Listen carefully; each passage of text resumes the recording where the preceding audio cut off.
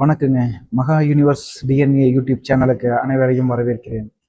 இந்த YouTube channel என்ன பேச போகிறோம் அப்படின்னு பார்த்தீங்கன்னா, மகாபாரதமும் பகவத்கீதை இதை பற்றின விஷயங்களை பேச போகிறோம். இதில் பஞ்சபூதங்கள், யூனிவர்ஸ் இதை எல்லாமே அடிப்படை நம்ம உடல் தான் என்று நம்ம பேச போகிறோம். தொடர்ந்து இந்த சேனலை ஃபாலோ பண்ணிட்டுருங்க. முற்றிலும் வேறுபட்ட ஒரு நிலையில் மகாபாரதத்தை நாம் பார்க்க போகிறோம். வணக்கம். வணக்கம் மக்களே, நான் உங்கள் மணிகண்டன். இந்த சேனலில் மகாபாரதமும் மனித உடலும் சார்ந்த விஷயங்களை பேச போகிறோம். மனித உடலே பகவத்கீதை, மனித உடலே மகாபாரதம் எனும் ஒரு மிகப்பெரிய மாற்று கருத்தை நான் பேச போகிறேன்.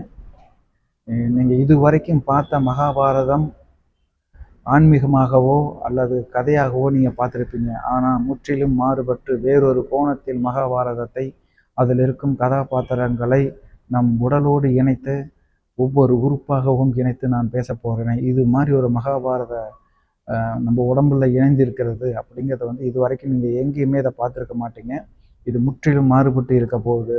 தொடர்ந்து இந்த சேனலை ஃபாலோ பண்ணிடுங்க, லைக் பண்ணுங்கள், ஷேர் பண்ணுங்கள். ஏன்னா இப்படி ஒரு கதையை, மகாபாரதத்தின் அந்த கதையை மனித உடலோடு இணைத்து இதுவரைக்கும் யாரும் பேசினதே கிடையாது. இதுதான் முதல்ல நான் மனித உடம்போட மகாபாரதம் தான் மனித உடல், குருட்சேத்திரமே மனித உடல் என்று பேச போகிறேன்.